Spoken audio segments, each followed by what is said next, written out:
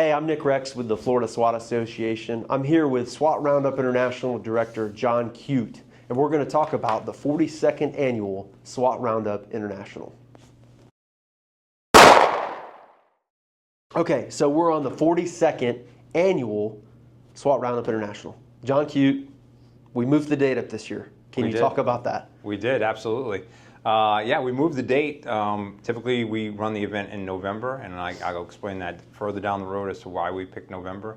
But this year, obviously, anticipation of all the tactical teams being here at SWAT Roundup competition, we awarded that chiefs and sheriffs of those respective agencies would not be comfortable with their teams leaving town during the election. So we figured, best bet, make sure the guys and girls still getting some good training and some camaraderie, but also are home in time for the kickoff of the election. So we moved it back to the last week of October. Sure. And I know a lot of people they don't really know about the planning and stuff like that. I'm sure, did the hotel have anything to do with that? Or was there scheduling on that side as well, on the planning side as well? No, we just, like I said, it was just trying to think ahead, and for this year specifically, that we wanted to make sure that, again, as far as the hotel itself, I know the following year there's a little bit of conflict on when we typically would be there, which will get us to bump out to the second week of November, I'm sorry.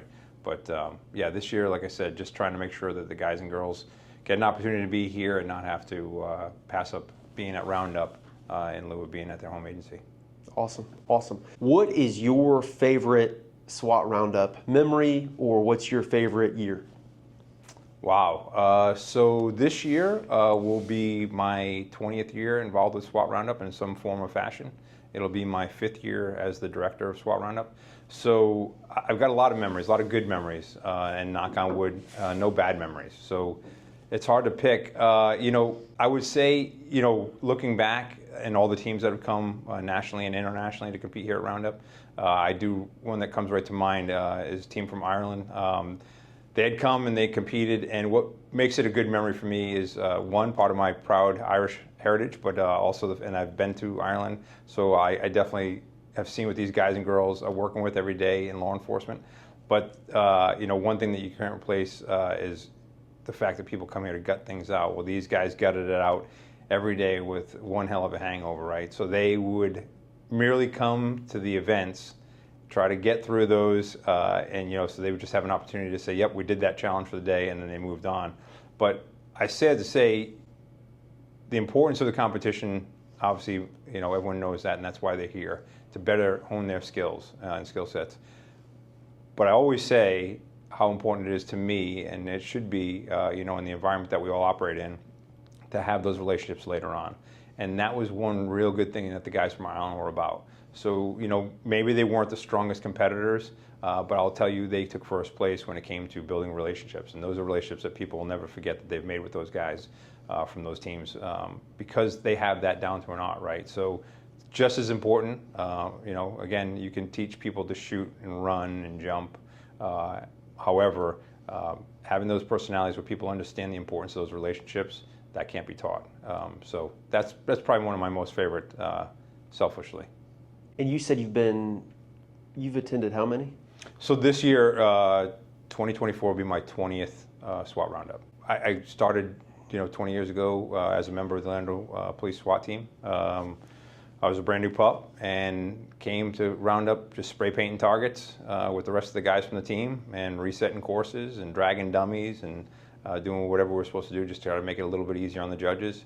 And then, after some time with that, I realized, okay, this is a lot of work. So I need to find something a little bit easier to do, truthfully. So then I started moving around the organization without a title and just kind of helping out where I could, and picked up on merchandise and trying to find the latest and greatest, swag for the guys and girls that come here every year.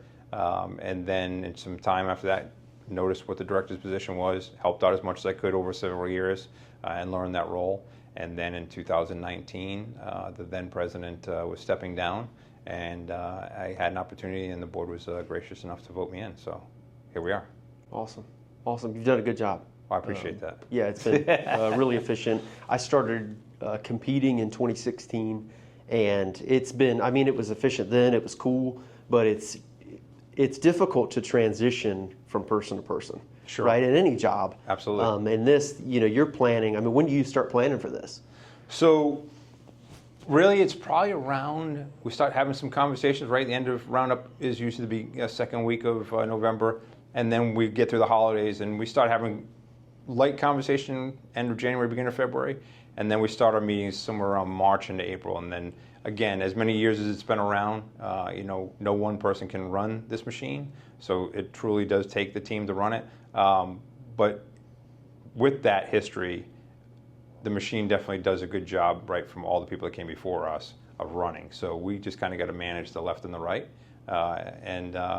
So it's probably about a Marchish time we start meeting with the core group of the committee, and then around May we open up to the full committee, and then get those meetings going and just figure out which direction we're moving that year with events and such. Yeah, I feel like immediately, like we have a board meeting usually sometime at SWAT Roundup. Usually it's on a Wednesday or Thursday. But I feel like you're already starting to like ask questions on like, hey, okay, what's going good so far? And everybody's got their 2 cents or whatever to say. It seems like it's a year-round thing. I mean, once you get done with it just seems like there's constantly something that's being worked on even right after. And we spend that kind of week together, and then it's okay. Hey, all right, we got to do this. Okay, we already got to pencil in the range next year, Sure. Because that Orange County range everybody uses it, so they're constantly being used. You got to get on the books early there. Absolutely. Marriott, you got to get on the books early there because they're wanting to know people are using that. I mean, it's Orlando. Everybody comes to Orlando, so I feel like it's nonstop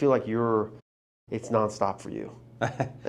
Well, and again, I think because there is such a plan in place, if you will, maybe that's why I don't feel that way. But yeah, you're right. When you sit back and you listen to that, yeah, I mean, like we're signing contracts at the end of Roundup, right, for the following year on several things, right, and several of the vendors that we work with to keep the machine running, if you will. But but again, great team of people that support Roundup, great team of people that make it happen, and we've got a lot of great vendors out there also, right, just as important. That's really what keeps this machine running for the guys and girls that come here every year to compete, and that's the important piece of this. Yeah, they love it. I mean, we see them in either Ohio or Texas because you usually flip flop. Sure. You'll usually visit Texas or Ohio. This year I went with you to Texas. We did. But they're constantly pulling like, hey man, I can't wait for SRI. I can't wait for this. Hey, what do you think of this? And a lot of them, you get some people that they haven't been or that they're starting these new companies, and several times this year they pulled me like, hey, do you think you can get me a spot here? And I'm like, look, I think you need to talk to John because that's kind of his there. Like, go talk to Patty because Patty Russell deals with, and she does a good job. It's tough, her navigating. They are sponsors, they are donating, and they're wanting to come and come to the event and support it, and it's awesome. It's hard. Patty's job is hard by, you kind of got to be firm and say, Absolutely. hey, this is the way it's got to be, because then it'll be chaos. And you got to be, nice and keep them wanting to come back. Absolutely. And some of the problems that we have are good problems to have, right? Like every year we have about 120 vendors, right? And that's only because we're limited by space. But we also have about another 50 vendors that really sit on a waiting list waiting to get in if any of the 120 drops off.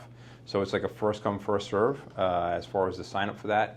And that is difficult for us, right, as a board, that we want to make sure that we have people that are there that are bringing value to the end user, right? So when our guys and girls are not competing, they're walking through that pole barn, that they're actually seeing products that they can use, right, and are applicable to their skill set, and not just something that, we put them in there because they paid for a booth space. We're not trying to do that. We have plenty of people that we can take from and draw from, but we want to make sure that we're getting the best vendors in there, again, to make sure that the tactical community is getting exposed to those, cutting edge or relevant, right, great word, that are relevant today, not something that was 15, 20 years ago. So the key part, right, we know someone at the end of the day, at the end of the week, is going to win. There's going to be a number one team. That's going to happen, right? Everybody else is going to fall in behind that somewhere. But at the end of the day, like I said, meeting those new, building those new relationships, meeting those people that you haven't met before from another agency that you have no idea how they move around, like there's always something to be taken from that, right? So, that moment of those seconds in there, right, when you pull the first round and obviously you dump the second round, which you can correct that, right? But when you miss the opportunity also, to build a new relationship outside of your own team, you can't make up for that, right? So it's almost like you can't make up for a penalty, right? Time-wise, that clock can't be reset. Sure. Can't make up for a missed shot. So that's the missed shot I see as well outside of the competition. Sure. And people ask, I mean, even at my own agency, it's, you think at face value, you're like, SWAT Roundup is a competition. A lot of the stuff we do, I mean, Sure. patrol rifle, SWAT Roundup, spring shootout, it's all competitions. Absolutely. And people say, well, why? I mean, why? Why not just go to a training, or why not just go to that? To me, this, in my, and people, different teams go for different reasons. Sure. Some team from, up north where it's snowing in November, Yeah. they may come down here to, get some of the training classes in the beginning of the week, or get some camaraderie, team building. And it does all that. I mean, it's a good networking. It's good for team building. For me, it was those moments where I failed. It made me want to go out and train harder. 100%. So those times that you're taking to train, working on this, working on your breathing. And so, everybody knows your first search warrant or your first event that you go to. Right. At the debrief, everybody says, okay, well, what'd you see? And everybody says the same thing. Yep. Well, I don't really know. So Right. for me, it kind of helped me segue me into the operations and stuff like that. Of course, you have little habits that you have from competitive shooting versus tactical training. But for me, it kind of sharpened me to where my shooting got better, but also my train of thought, thinking through these situations, so that when these situations did happen, when I was on a warrant, I was able to kind of slow down and kind of think through it, because it's a thinking person's game. That sure is. And you get down there in these events, it's not just running and gunning, shooting the place as fast as you can. A lot of them you have to think about it. I remember one, some of those events, they show you a picture and you're like, okay, all right, this is what it is, and you get in there and there's 15 pictures on a wall. So you're like, I really got to think about the details of that, and that's important. That transitions over into, well, what does this bad guy look like? Yeah. Your sniper having to communicate with you, hey, this is what he looks like, and you get in there, you got to figure out which one it is. So that's how it helped me, and that's how it's helped a lot of the guys here, along with the camaraderie. It's fun to come over and get to talk to people from different teams, people from up north. I know you've done a great job of getting people from Connecticut, from Texas. I would have never talked to those people, never got a chance to interact. Kuwait, people that have totally different issues, totally different problems, and you get to break bread throughout the week and kind of talk about and compete against. So it's cool kind of talking to them and say, hey, well, what class is good to you, or what training or what competition or whatever, and then the jaw jacking, of course, the trash talk between the teams. Right. It's fun, even Orlando, even our teams, Orange. It's fun to kind of get that trash talk and the camaraderie, and then you see these people. We work Tampa with Gasparilla. I don't know if do you guys go over for Gasparilla? We sent some ERT over there, yeah. Yeah, so we go over and help out with Gasparilla. Well, you see these guys that you compete against, and it's cool, man, because you know them. It's a friendly face. It's a, hey, okay, we have a common bond, and that's good. You talk about the relationship. It transitions over into real life kind of scenarios. When you go to these events. So. And that could happen anytime. You guys came over, when was it, 2006-ish? And from Polk County? When Polk County, when sure did. You guys came over to the woods. Deputy K9 were killed, yeah. I mean, and that's, same thing like you said, that is a comforting feeling when you're going into a hostile environment that, you see a lot of familiar faces. You know that you're to the left and right of you are guys that you've been around, and shared those, again, those times, and we know that it's difficult to induce stress or to duplicate stress in a training scenario, right? There is a lot of stress at SWAT Roundup, right? So to me, what you do get out of that competition, I think that is one of the best forms of training when you're trying to hone your skills in front of 3,000 of your closest friends, right? Spectators watching you, and you're the only one out there. That's pretty unique experience, right? To hone those skills. But going back to what you said, those relationships, having the opportunity to work around other people outside of your jurisdiction, right? For worst case scenario, down to officer. Yeah, that's pretty heavy, So yeah. You have awesome training environment in addition to the classes, but going in there and the nerves, they're still hitting you, but it's not the same, but it's the closest thing to me to kind of replicate that. Sure. Because you can't you can't replicate a hostage rescue. Okay, so tell me about the history of SWAT Roundup. We're 42 years in. Tell me about some of the history. Yeah, I'd love to. So 1982, some members of the Orlando Police Department SWAT team were unfortunately coming back from a funeral in Volusia County, which is just north of Orlando. It was a SWAT call out for a hostage situation. Guy had taken his family hostage. The unfortunate thing is during that situation, as it fell to darkness, some of the SWAT guys had gotten into the backyard where they took positions for a rear breakout, and the bad guy had slipped out unbeknownst to them under the cover of darkness. And ultimately he ended up shooting and killing one of the SWAT team members in the backyard. And you know, it was one of those things back then. Lieutenant Cullinan, Buffy Cullinan, who is the originator of SWAT Roundup International, was on his way back with the then chief of police for the Orlando Police Department from the funeral. And you know, there's got to be a better way. And I've had this conversation with Buffy before he passed. You know, I wanted to really kind of take in where we came from, so I would know where we're going. And you know, that's a pretty big responsibility, right, for the entire board, for all of us to remember the history of SWAT Roundup. And then I know that has certainly helped us get us to where we are today.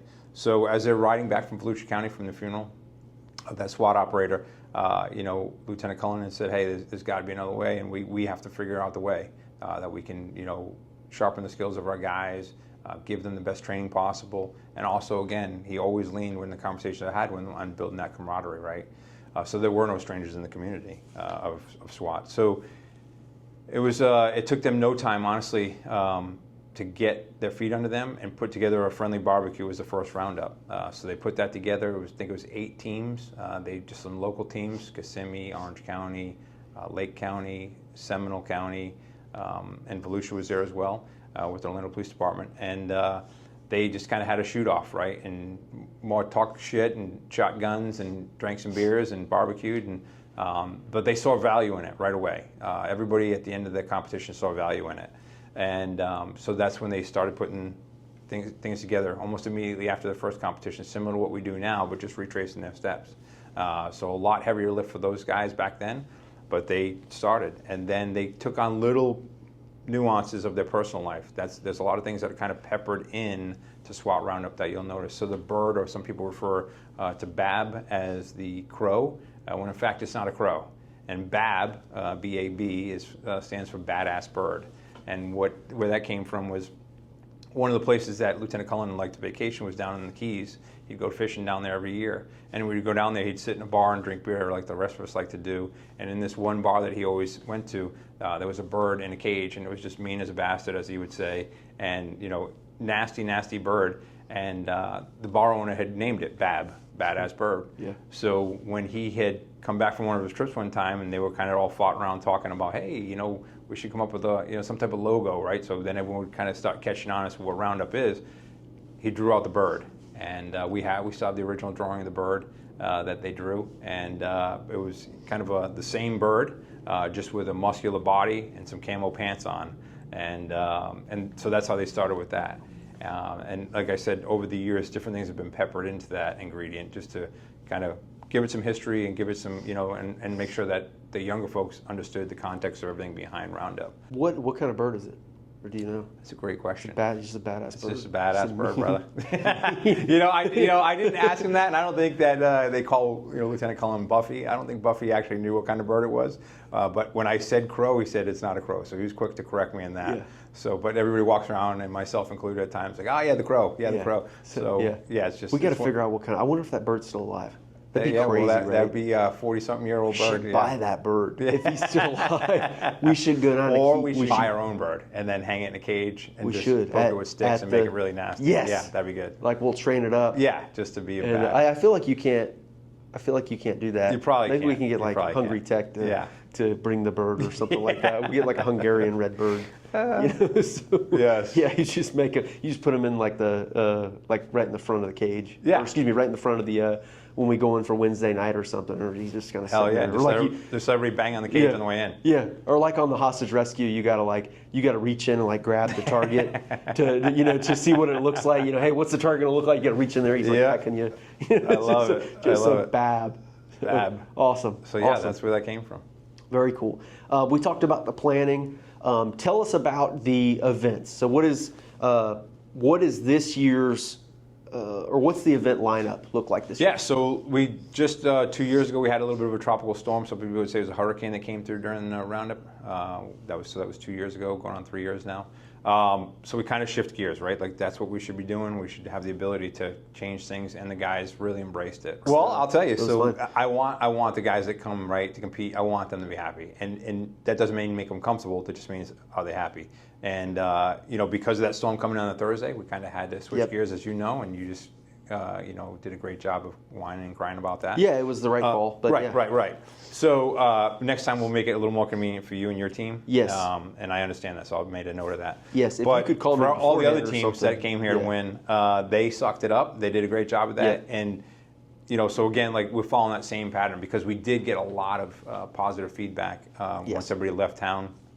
I shot out an email to all the team leaders and said, hey, sorry about that. Obviously, we don't control the weather, but let us know what you think. And they love the fact that we then went back and doubled up the events. So Tuesday and Wednesday, back-to-back events, which is not typical of SWAT Roundup. But I think we've found a new stride for the competition.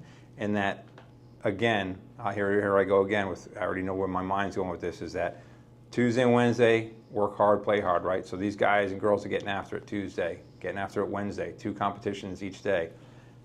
Wednesday night when we have our Florida SWAT Association meeting, a lot of guys, right? You can get down there. We know the point of that. Hold an annual meeting, get the membership all in one room, let them hear what the updates are with the organization, and also have some camaraderie and some time, right, to network. Yes. But also you have to remember in years past, Thursday is back, get on the horse and get back after it, right? Now that we do individual events on Thursday, these guys and girls can elect whether they're going to sign up for the individual event. It doesn't affect their standing with the team and allows them a little bit more time to have that second or third beer, right, to hang out a little bit longer than they usually would when they usually pack it up once the meeting's over, and they get an opportunity. And like I said, super important is what the membership wants and what they enjoy and what they don't enjoy. That feedback is important to us, and we want to continue to hear that, right, as an organization. But they came with it, and they all delivered the message back that year that they truly enjoyed Roundup and that they got a lot of it, and they did have the opportunity to make those new relationships. So that was really a home run, I think, for us, as shit of a situation it was, right? But we all dealt with it like we do in our day-to-day job, and we got through it. So yeah, so like this year, like you asked, Tuesday is going to be the Tower Scramble and the Purchase Scramble, and then Wednesday is going to be Hostage Rescue and Officer Rescue. And then, like I said a little bit earlier, Thursday will be the individual events, and then we'll round out the week with Friday with the O course. Yes, that's awesome. And I like the, and I was just talking straight. It was tough. Of course, it was a tough day. Yeah. It was tough. Right, especially when you show up and you're in your mind, right, you're mentally prepared for one thing, and then we flipped the script because we had to, right? Yep. So, And you're like, nope, Yeah. we're doing this. And you're like, ooh. Yeah, and I like the Thursday events because before it was kind of sprinkled in. So like you would have them throughout the week. Well, you might miss it because you have to compete, or Sure. you don't want to run. If you're last to run that day, you don't want to run Super SWAT Cop because course. you're going to be smoked. So I think the attendance has went up for that. Absolutely. And then on the individual things, and plus you don't get whether somebody be injured or whatnot, because you don't have to do the individual events. And Friday's the O course. What's the start time on that? Probably be 08. We usually like to get that sun up, get a little bit of sun on that course because it usually holds a little bit of a dew in the morning, and try to get a little dried up before the first team has to get out there. So we'll probably about that 08, 08:30, depending on how we're doing, teams are running, are the teams healthy, and also the number of teams. That's important as well. Awesome. Is there anything new for this year, for 2024? Is there anything new, any change up in an event like that you can talk about, or anything specific? So if you compete in SWAT Roundup, you'll know that we kind of run the same events, if you will, every year. We also, but if you pay attention to what you're doing, right, and you read the rules and what's expected of you in those each event, that we tweak them a little bit each year, right? So sometimes we'll make some slight changes, sometimes we'll make some really gross changes, so you see the difference in what that course was last year. As far as events themselves, no. But again, each of these events each year is tweaked a little bit more, right? So you can't necessarily game it, where you may think you know what's going to happen, and now we push our rules out to you guys and you go, well, I haven't seen that before, I haven't heard that before, we've never run it that way before. So those are the things that we're just trying to do. Again, the importance of this, right? Honing your skill set, right? you know, again, all of our weapons, everything that you're issued for your gear is not going to win this competition. It's going to be you and your team that will win the competition, hands down. So no matter if somebody's shooting the latest and greatest handgun, yeah, that helps, but it's down to basic skill sets, right? Like, do you have what it takes to get through each of these events and be efficient? You know, so yeah. But as far as any tricks or anything up the sleeve, no blind event this year. Nothing that's gonna, you know, throw people for a loop too crazy. But if you've read your rule book, then that have been already put out to the teams, then you'll know what we've modified from last year to make them just a little bit different. Okay. I did see in one of the events there's a device or a flashbang or something like that. Yeah, absolutely. So every team, from what I understand, every team is going to use the same device. Correct. But everybody's going to use the same device. Like they don't have to bring a flashbang. Right, and so you know, again, trying to make it a little bit easier, especially for our international teams and even the national teams traveling. You know, with a device that's a lot tougher, right? You're gonna have the troops on the ground moving that stuff in cars and things like that. So, you know, they've done a great job of stepping up and supporting this event and being able to bring that device to our event. So it'll be across the board. It's no different than the bangs that you're throwing now as far as the way the system works, but it'll definitely keep things from someone having a failure on their device and things like that. Yes, and the guy, his name's Maxim McGurk. He's going to be there at the start line. He'll kind of demonstrate it. He'll demonstrate it for the team, how to throw it, you know, what it's going to look like and stuff like that. He'll actually be there at the start line show, and then I'll have him show it on this. Yeah. But we'll include, you know, he'll include the device, and I think he might have donated a device or two to the raffle. Nice. So people can kind of check that out. Yeah, no, I was super excited about that, right? And for the guys to get their hands on something new out there. Yeah. I think somebody was reaching out already. Somebody was like, hey, I think they called your agency or they called Orange and said, hey, can you guys help us out with the device? And they're like $50 now. Yeah. So we're like, all right, I remember reading that. I was like, hey, what are we going to do about this?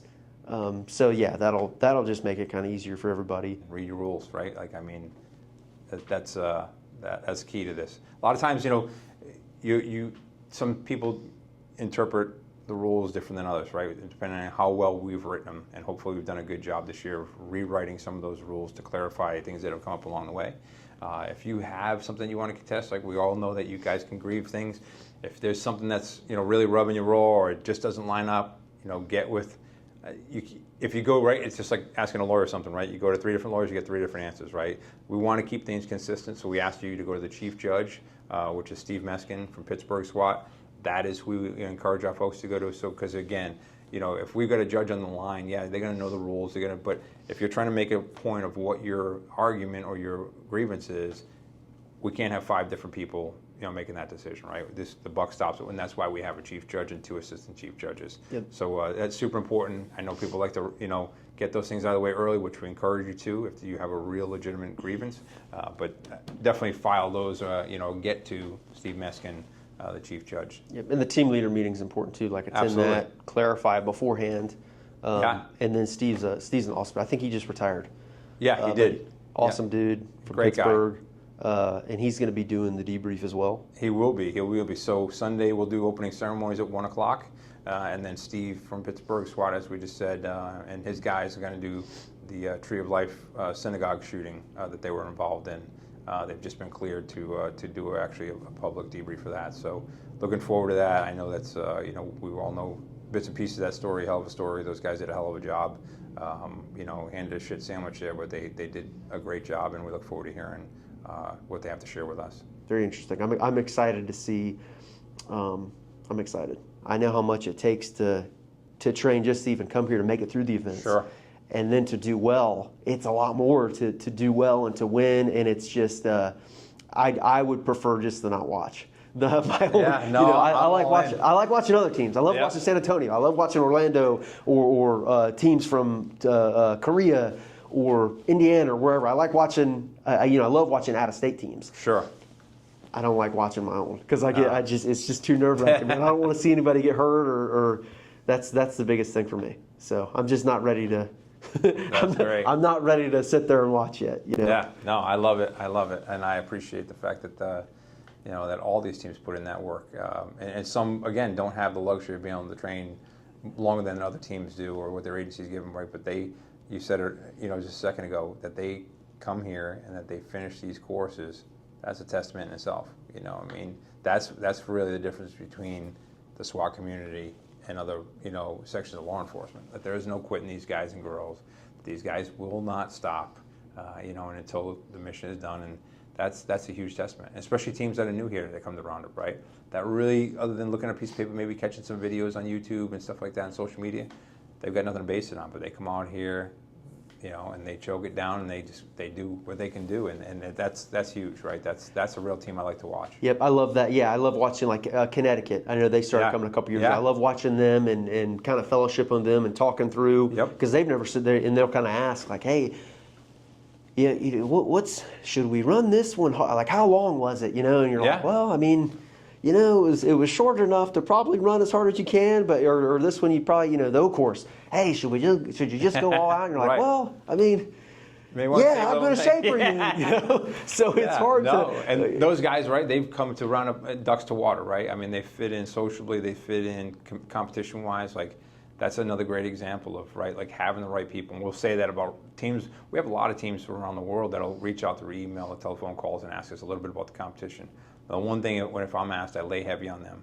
Look, you don't come to Roundup and have a bunch of arrogant people that are alpha males and have problems. Like, we have a community of 600 plus SWAT operators, sometimes in one room, i.e. Wednesday night, with zero problems. That's a testament to who those guys and girls are. That's who they are as an individual, right? Yes. And that's bigger than this competition. That's bigger than their teams themselves.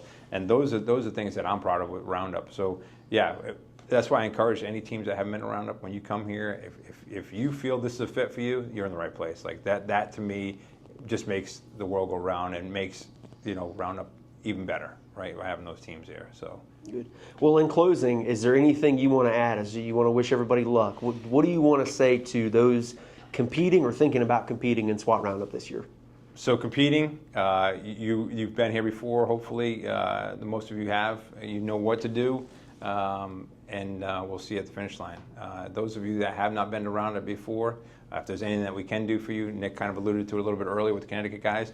Like, don't be afraid to ask questions. There's nobody here trying to, you know, run somebody else into the ground by giving them misdirection or misinformation.